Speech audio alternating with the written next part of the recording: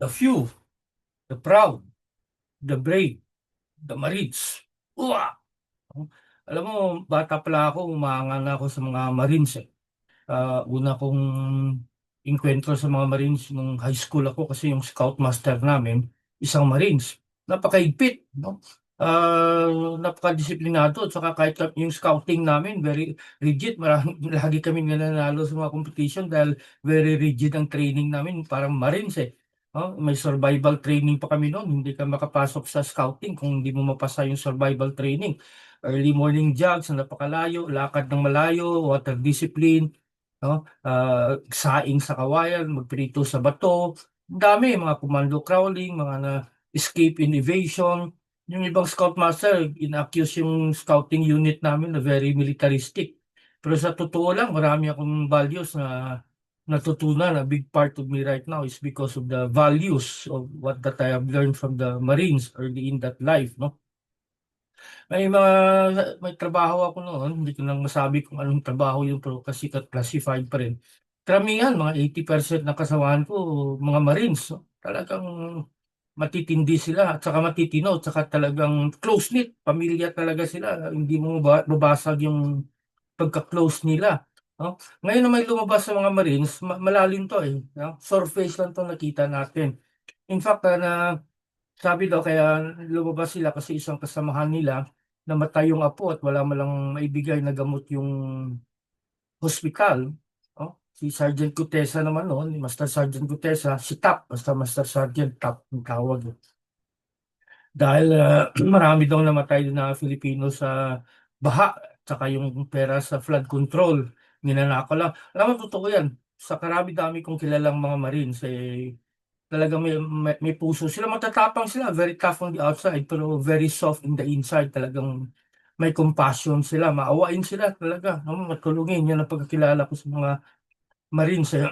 Isa sa mga Marines na hinangaan ko, si General Orlando De Leon, si Sir Jojo yung palayaw niya eh. Nagsama kami noon sa PMA. Tsaka siya sa tactics group, ako naman sa academic groups. No? At saka neighbor kami sa Fort Del Pilar, isang hilera lang doon sa Officers Row. Pagkaharap mo yung St. Ignatius Chapel, pakaliwa yan ang Officers Row. Yung anak niyang si Strawberry, tsaka yung mga anak ko magkaedad yun eh, kaya laging naglalaro yun. And up to this day, we maintain the contact, we maintain the friendship. Marami din ako nakasama ng mga Maritso sa academy, no? Um, ano bang mga Marines, bakit napakagaling nila, napakatapang nila, no? Well, mahaba yung istorya, yung kwento ng development niya mula Byzantine Empire, pero it started as a Navy infantry. Kasi syempre Navy, yung mga sailor yan eh. Pero kung kailangan nila expeditionary forces or umatake sa isang barko, aboard ship, akitin yung barko, Marines yung gumagalaw. So yan talaga infantry ng Navy. At matindi ang training nila kasi lahat naman basta seafarer, basta maritime profession, maigpit talaga yan kahit tanungin mo yung mga seaman, mga merchant marine, civilian yan, pero maigpit din yung mga maritime school nila. Kasi dami kong kamag-anak eh, na mga marino, na mga merchant marine. Tsaka sabi nila, hindi daw pwedeng pabunjing-bunjing ka sa barko, sa dagat kasi grabe yung you have to be very tough kasi syempre yung elemento, yung bagyo, alon, no, kalungkutan, lahat, yung mga emergency sa barko. Kaya dapat very tough ka, dapat disiplinado ka. Kaya lahat ng maritime profession talagang very, very strict. Tulad yung napanood ko noon, yung Master and Commander, si Russell Crowe, no? Talagang mahigpit ang disiplina sa barko. Matindi ang training ng Marine, very few survive. In fact, sa bawat batch ng Marines sa training, they're allowed 10% casualty. May namamatay talaga sa training pero allowed yan 10% na mamatay kasi ganoon kahirap ang training nila. Kahit ako siguro hindi ko kakayanin yung training ng mga Marines, no? Matindi talaga. Ha? Dito naman sa Pilipinas, yung Philippine Marines was formed on November 7, 1950. Hindi kayo makalimutan November 7 kasi birthday ng Philippine Marines siya. Nakaka-attend ako ng birthday nila. Masaya. May cake cutting pa. Tsaka, basta sobrang saya. Tsaka makikita mo they're very, very close-knit. Kaya itong nangyari sa pag-expose ng mga Marines, kasi magaling talagang security detail Marines eh. Kahit dyan sa PSG, maraming Marines niyan. Kasi usually sa PSG, hindi ka pwedeng makapasok dyan kung wala kang combat experience. No? Kasi yung mga Marines, sigurado yan, meron yan. No? So ngayon, dati konti pa lang eh. Sabi ng mga Marines na mga kasamahan ko noon, dati daw halos lahat ng mga Marines magkakilala kasi maliit lang sila noon. One brigade lang. Eh ngayon, three brigades na sila. Marami ng batalyon. Pero the esprit de corps, andyan pa rin. No? Um, in fact, isa daw sabi ni Atty. Baligod, isa daw na nag-motivate sa kanila na lumabas kasi yung isang kasamahan nila namatay yung apo.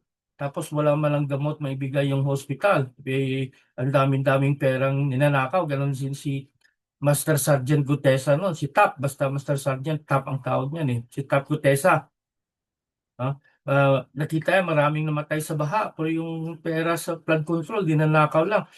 Alam mo itong mga Marines, they're very very tough outside but very very soft inside. Talagang may puso mga yan, maawain mga yan, no? Matulungin mga yan. No? Talaga may they feel, no? But outside they're very very tough. No? Ah, Kaya yon. At saka itong paglabas nila, hindi lang to ano malalim to eh. Hindi lang to sila eh. Kasi pamilya nga yung Marines niyan eh. No?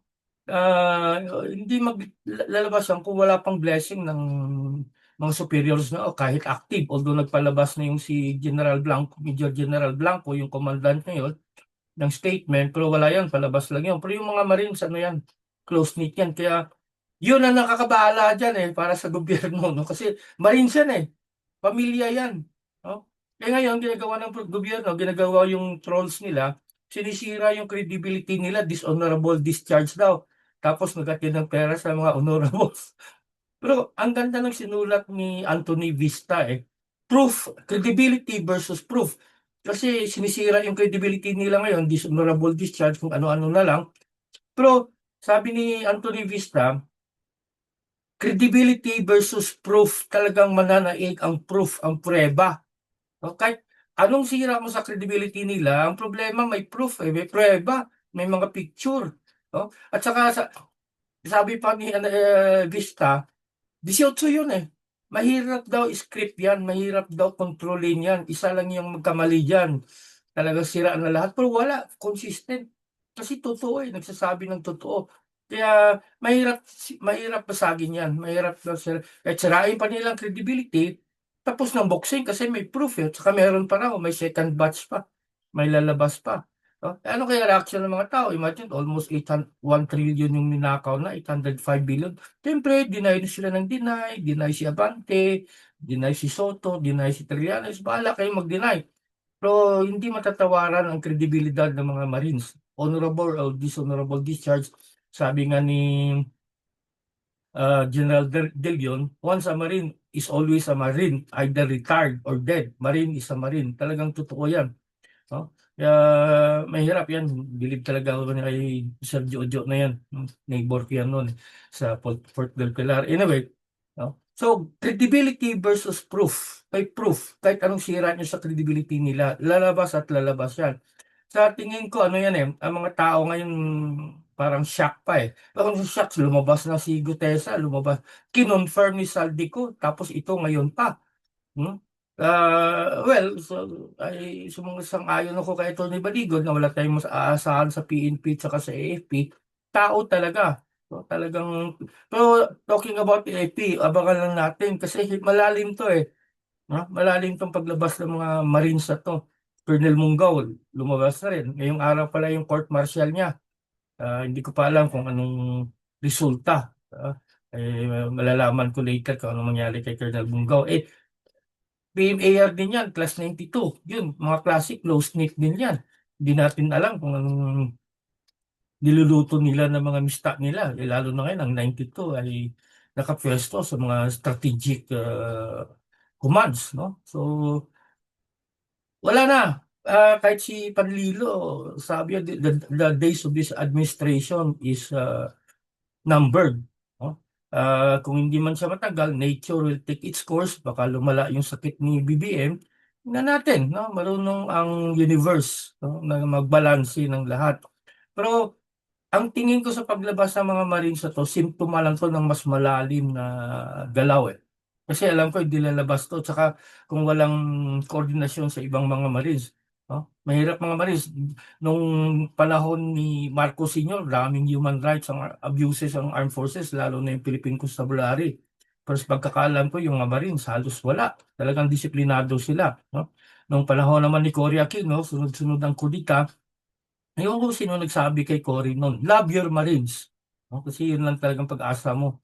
First and the last line of defense natin. So, ako masaya ako, may pag-asa ang bayan, may pag-asa ang armed forces dahil sa mga Marines. Nanganganga talaga ako. Sana mga Marines, you are our savior, 'no? Although may ano sila, may kasabihan sila ngayon after 1989 coup, "Non quam itirum, never again." Kasi nung 89 ko Marines sa Marines nagpatayan, eh. So they made a pact after that na talagang never again na maglaban-laban ng mga Marines. Maraming namatay nun, 'no? So ngayon they have to either move as one or not move at all. Pero ito na, 'no, naglalabasan na. Abangan natin ang susunod na mga araw kasi exciting 'to. Kung wala mang mangyari, maniwala kayo sa'kin, nature will take its course, 'no? Baka hindi na rin magtagal si BBM dahil sa sakit niya. Naku, patay kayong lahat, mga korap kayo. Hintay lang kayo.